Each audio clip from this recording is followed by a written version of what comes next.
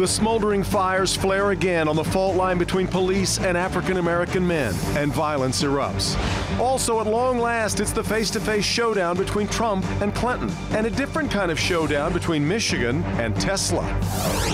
Today is Sunday, September 25th, 2016, and this is Flashpoint.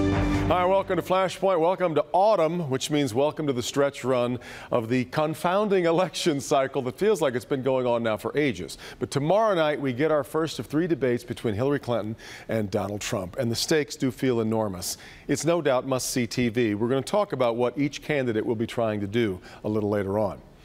You would imagine one of the topics is going to be the bursts of violence and protests that have again followed the deadly collisions between black men and police officers. How does it keep happening? What is it we're watching? We're going to talk about that too. And a little later on, what is turning out to be a fascinating fight between the state of Michigan and Tesla automobiles. The argument over how to buy a Tesla is just the start of it all. So let's get right to it this morning on Flashpoint.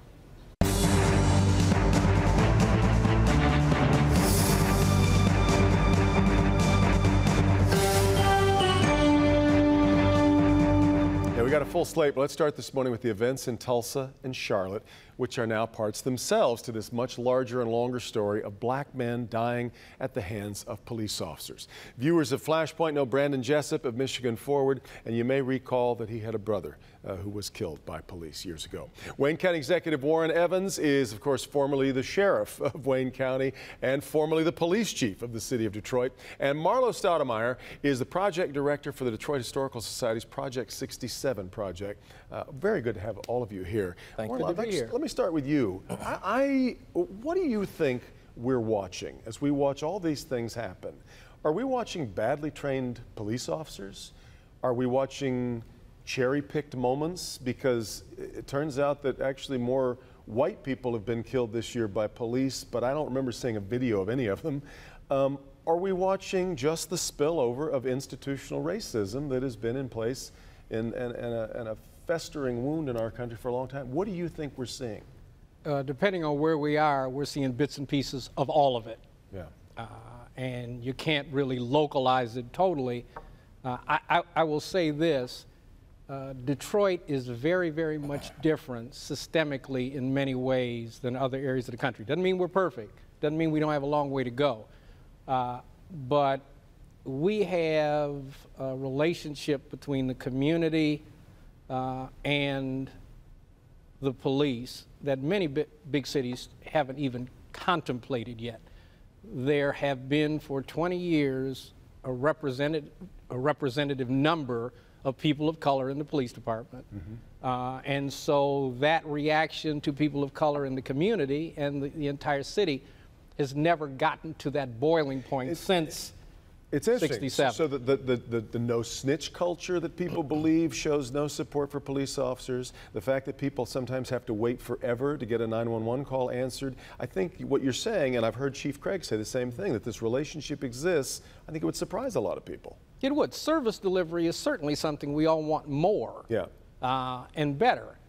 But part and parcel with the whole thing is, what is the relationship? What is the dynamic for a person in the city of Detroit when a car drives down the street and it's not run into the alley, unless your pocket's full of dope? It's interesting, Marlo, because we have seen that was the thumbnail on Dallas, for example, is that there's a really good relationship that the police department has had all this outreach, but it just takes one match struck, right? It's all a very tender, delicate balance. But your thoughts on what it is we're watching? Well, I think it's a combination of everything, but I think more than anything, I think what the world is seeing is something that the black community has been screaming about for years. The fact that black men, to a degree, are viewed through a certain lens as a threat. Even when you haven't done anything wrong. The fact that I'm a law-abiding citizen, and when I'm in my car and I'm in Detroit, I feel a little bit better when a police car gets behind me, but I'm nervous. When I'm in Troy, I'm petrified, even when I haven't done anything wrong. It's the psychological hardwiring of how we've experienced the relationship with the police, not just in Detroit, but across the board, and how the police have been conditioned through what they've seen, how they've been trained, or what their interactions have been, and how they view me. And I think you're seeing that come full ahead where it's this, well, he's probably a suspect, or he may be guilty, and I have to prove to myself that he's okay, where we're saying to ourselves, well, is that happening to other people? people?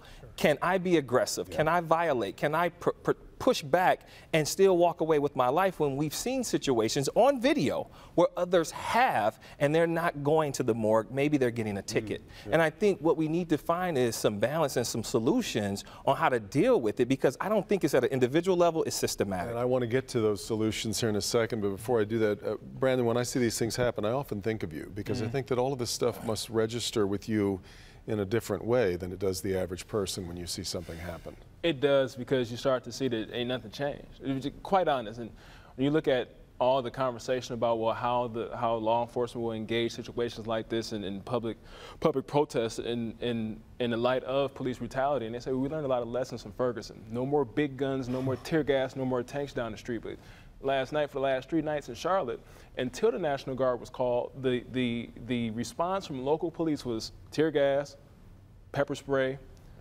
pepper balls and things like that, and it just doesn't make sense when you see someone kneeling in protests and silent and nonviolent protests. It just doesn't make sense. So that's one thing. But the other thing is this: between Philando Castile, who was a registered gun owner, and with Terrence